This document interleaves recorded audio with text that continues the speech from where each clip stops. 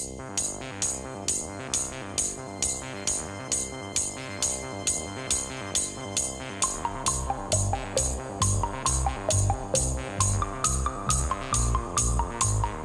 el 2006, Ernesto Ferreri publicó su primera novela, La tristeza de los burros en Planeta, y ahora, 2 años después, ha venido al Perú porque él está viviendo actualmente en Alemania para presentar su segundo libro, Los crímenes del caso Mariposa, también en la misma editorial.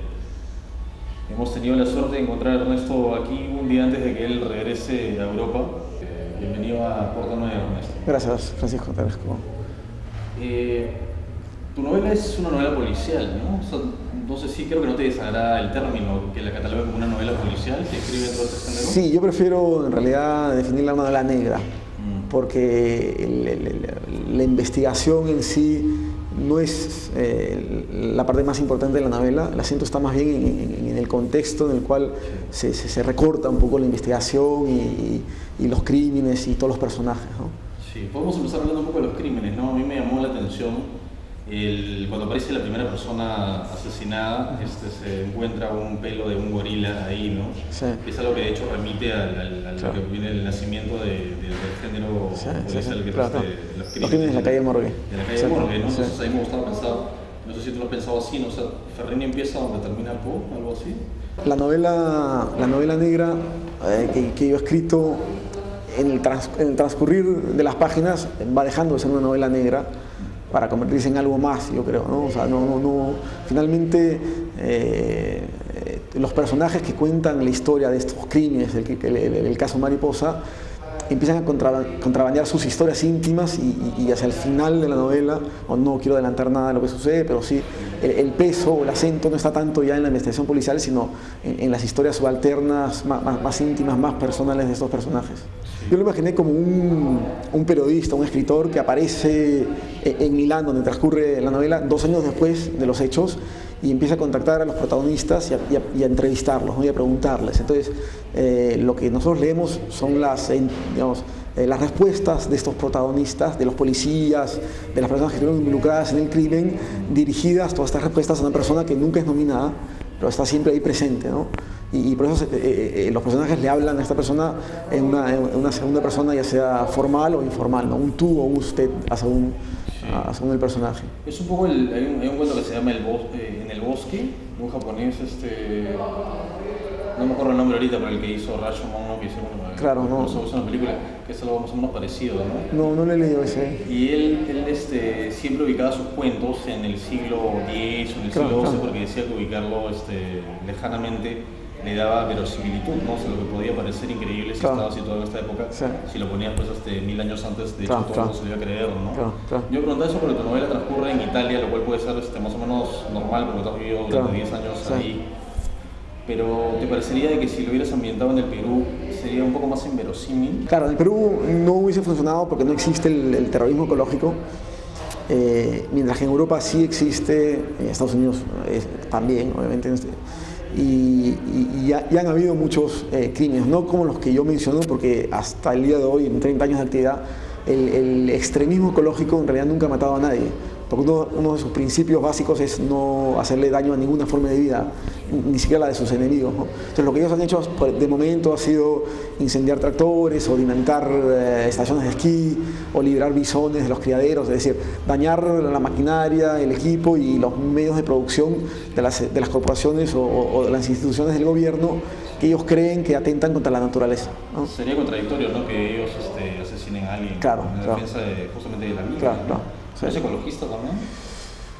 Digamos que no soy un ecologista radical, sí me preocupa el tema, sí me parece que estamos en un momento un poco crítico y que si no cambiamos nuestro estilo de vida, sí podríamos encontrarnos en un punto de no retorno, ¿no? Vamos en el policial clásico, el investigador es un tipo racional, ¿no?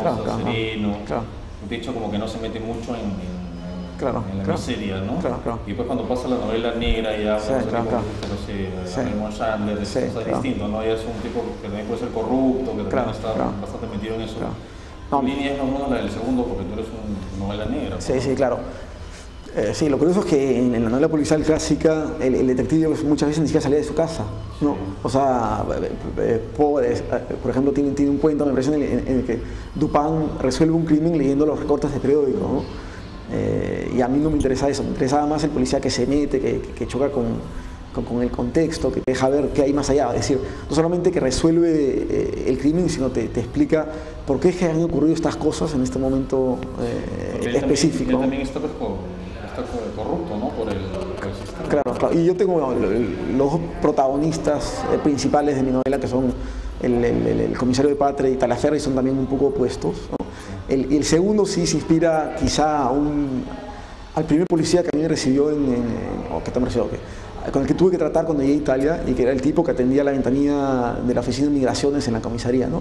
Cuando llegué, obviamente tuve que registrarme y pedir un permiso de estadía para estudiante, y hacíamos la fila fuera de la comisaría con otros 25 o 30 inmigrantes, y este tipo salía cada tanto, nos pegaba de gritos. Lo que pensé es que este tipo detestaba su trabajo y que había estado y que lo habían transferido acá como un castigo, ¿no? Había hecho algo malo, ¿no? Este policía, y estaba atendiendo la oficina de inmigraciones, que en Italia para un italiano pues es probablemente de lo más bajo, ¿no? Fuera de lo que puede ser formulaico dentro de la novela policial, tú al momento de definirte como un novelista de novela negra, ¿qué otra diferencia concreta marcarías? O sea, si la pregunta fuera así medio de cuestionario, claro, ¿por qué no es novela policial sino novela negra? O sea, ¿en qué te basas? ¿Por qué tu texto no es una novela policial? ¿Qué dirías?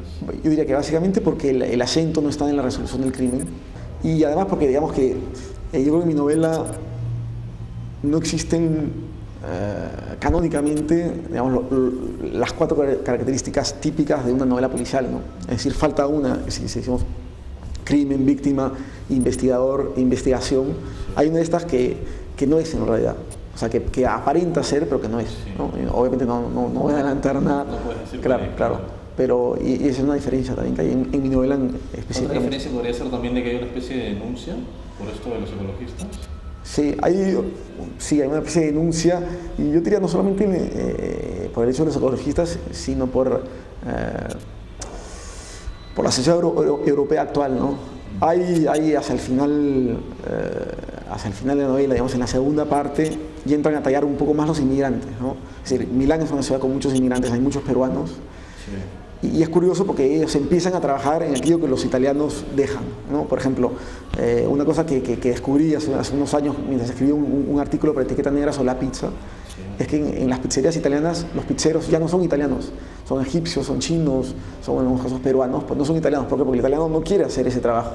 Y lo mismo ocurre con muchas otras profesiones que en mi novela están, ¿no? Por ejemplo, las prostitutas no son italianas, las personas que limpian casas no son italianos, ¿no? Y eso es también un poco, no te digo una denuncia, pero una mirada un poco más dura a la sociedad europea, ¿no? La realidad, ¿no? Claro, el lado oscuro de la calle europea, ¿no? Sí.